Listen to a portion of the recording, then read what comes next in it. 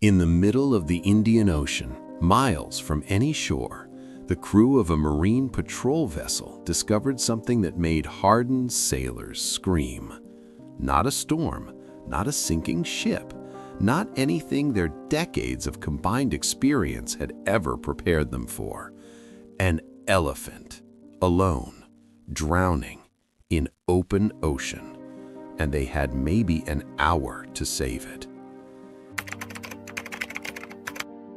The Indian Ocean's northwestern patrol zone is one of the most remote stretches of water on Earth, vast, largely featureless, and patrolled by only a handful of vessels at any given time. It is a region where routine is not just preferred, it is depended upon. The crews that work these waters develop a rhythm over weeks at sea, a dependable cadence of checks, observations, and radio reports that makes the extraordinary feel safely distant. On the afternoon of that Tuesday, the Sea Eagle, a marine life protection vessel commissioned to monitor illegal fishing activity and protect the biodiversity of the region, was 3 days into exactly that kind of routine patrol. Captain Rajan Singh stood at the helm. First Mate ANIMORA Patel was running through standard equipment checks on the bridge. Marine biologist Dr. Sarah Chen was below deck, updating field notes from the morning's water quality samples. Nobody was expecting anything. Then ANIMORA looked up from her checklist and saw something on the water's surface that made her forget every word she knew except one. "Captain." Her voice on the intercom carried the specific flatness of someone trying very hard to sound in control of themselves. Singh recognized it instantly, not because ANIMORA panicked, but because she never did, which made this sound all the more alarming. He crossed to the starboard window and raised his binoculars. At first, nothing, just open ocean rolling back at him the way it always did, vast, indifferent, offering nothing. Then the surface broke. Something massive surged upward, dark and glistening, thrashing with a desperate energy that sent white water spraying in every direction. It submerged again almost immediately, but not before Singh caught enough of it to feel the hair rise on the back of his neck. He had no name for what he had just seen. All hands on deck. The crew gathered at the railing as the Sea Eagle altered course and closed the distance.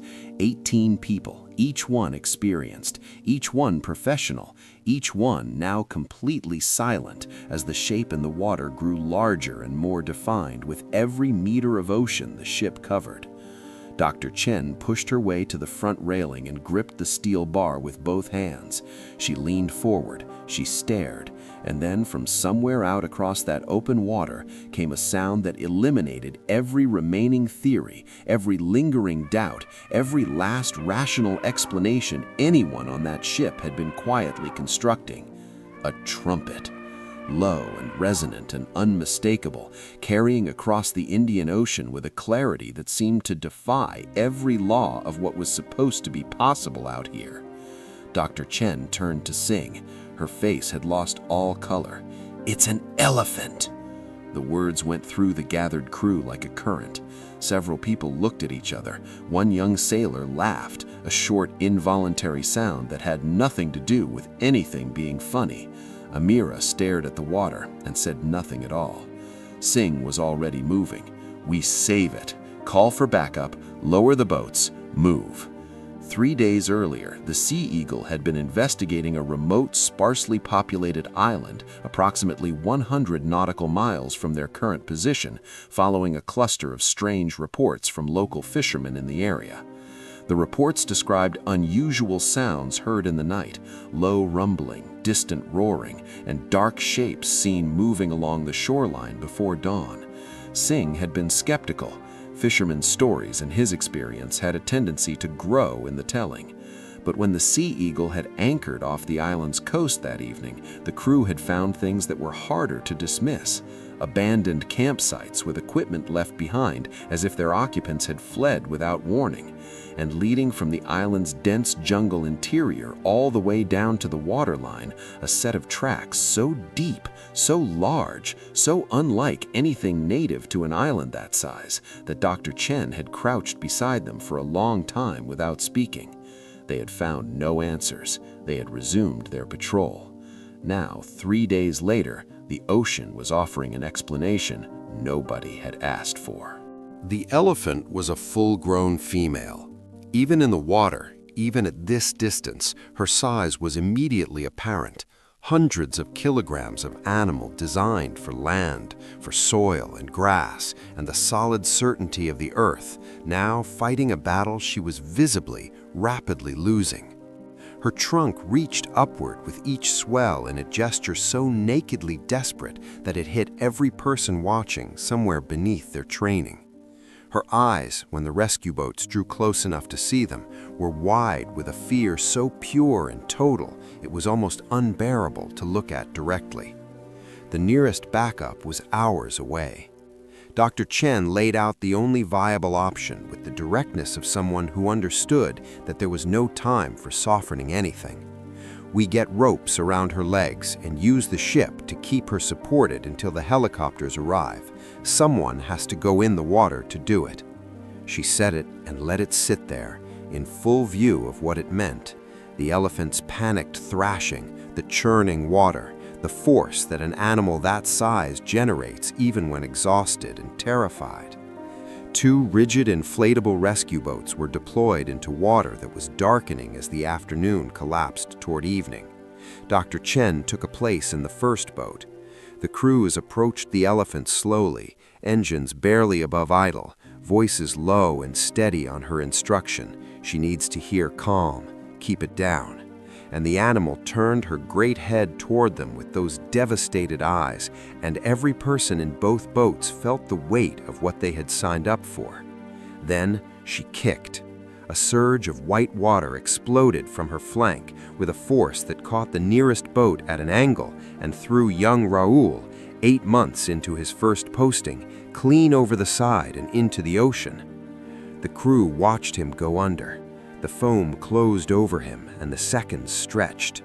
He surfaced gasping, his face white, his right hand still locked around the rope he had been holding when he went over. They pulled him back into the boat. He didn't ask to be taken back to the ship. What followed was hours of work conducted almost entirely underwater in failing light.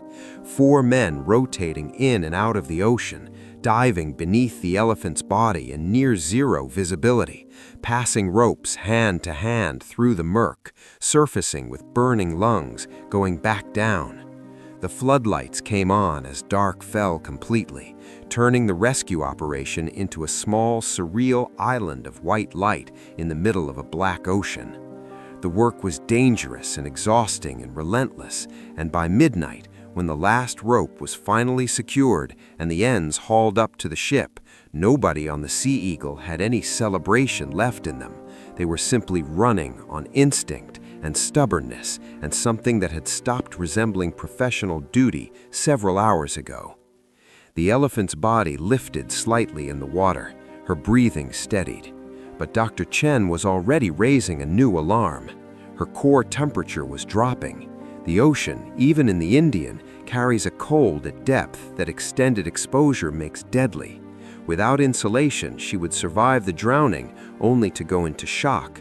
The solution, the only solution available on a marine patrol vessel not equipped for anything remotely like this, was emergency thermal blankets deployed by sailors clinging to life rafts in the dark, draped across the back of an elephant in open ocean at 1 in the morning.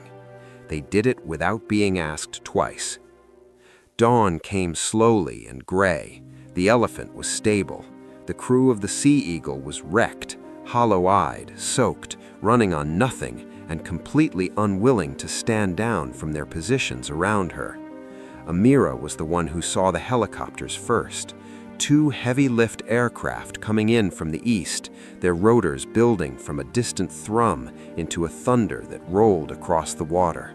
The sound reached the crew of the Sea Eagle and went straight through every carefully maintained wall of professional composure that 18 hours of crisis had left standing.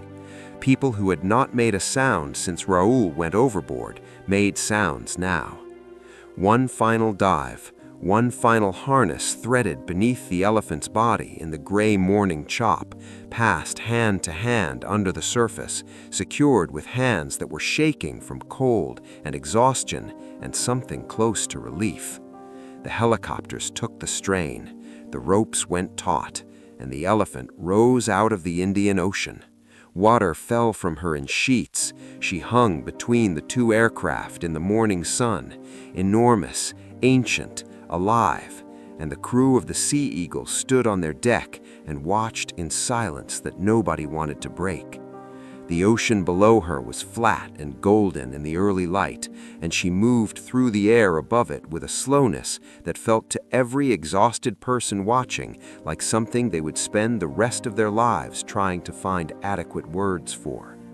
They found a beach 20 minutes along the coast. The helicopters descended with extraordinary care, and the moment her feet met solid ground, she planted herself and called out, a trumpet that rolled across the sand and the water and came back to the crew on the Sea Eagle as something that needed no translation from any species to any other. She was back with her herd within a week. The landslide the storm had triggered on the island had panicked the herd in the dark. She had reached the waterline in the chaos and been taken by the current before anyone, human or elephant, could do anything about it. The abandoned campsites, the tracks, the sounds the crew had heard anchored off that island 3 nights earlier, it all landed into place with the clean, quiet click of a story that had been unfolding the whole time without anyone realizing they were already in it. Singh never made a speech about it. That wasn't who he was.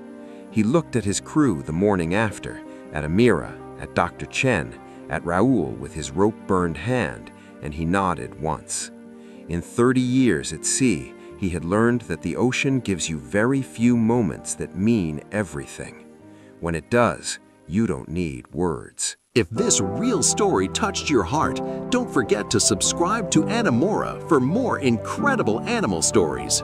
Because sometimes the most powerful stories come from the animal world.